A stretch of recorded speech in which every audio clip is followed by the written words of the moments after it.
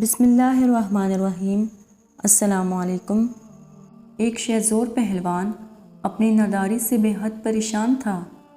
وہ کشتی کے دو بیچ کے علاوہ اور کوئی ہنر نہ جانتا تھا اور اس کے وطن میں اس فن کا کوئی قدردان نہ تھا۔ وہ بیچارہ مٹی کھود کر بڑی مشکل سے پیٹ بھرتا تھا۔ ناداری اور مفلسی کے ساتھ ساتھ اس پہلوان پر ایک بڑی مصیبت یہ آن پڑی۔ مزید ویڈیو سٹارٹ کرنے سے پہلے آپ سے گزارش ہے کہ ہمارے یوٹیوب چینل کو لازمی سبسکرائب کریں کہ اس کے دل کا صبر و قرار بھی جاتا رہا۔ وہ پہلوان جب خوشحال لوگوں کو کھاتے پیتے دیکھتا تو اس کے دل میں حسد اور رشک کی آگ بھڑکنے لگتی۔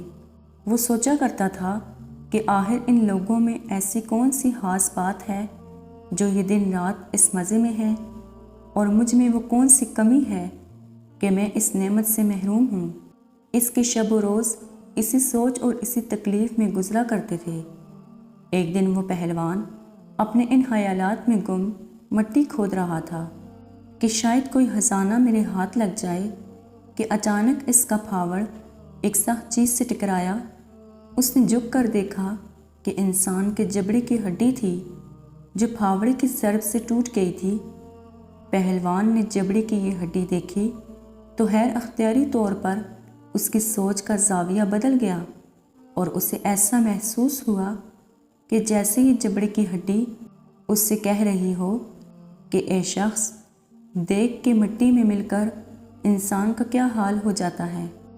اب یہ جبڑے کی ہڈی جو تیرے سامنے ہے، شکر کھانے والا انسان یا خون جگر پینے والا سمجھ۔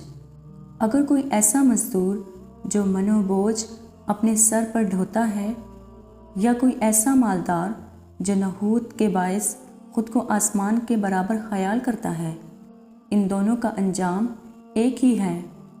ہر قسم کی وجاہت مٹی میں مل کر مٹی ہو جاتی ہے، اور اس ناپائیداری زندگی میں کوئی چیز مستقل نہیں ماں سوائے ان نیک اعمال کے جو تو نے کیے، اور انہی نیک اعمال کی بدولت اخروی زندگی میں سکون اور آسودگی نصیب ہوگی۔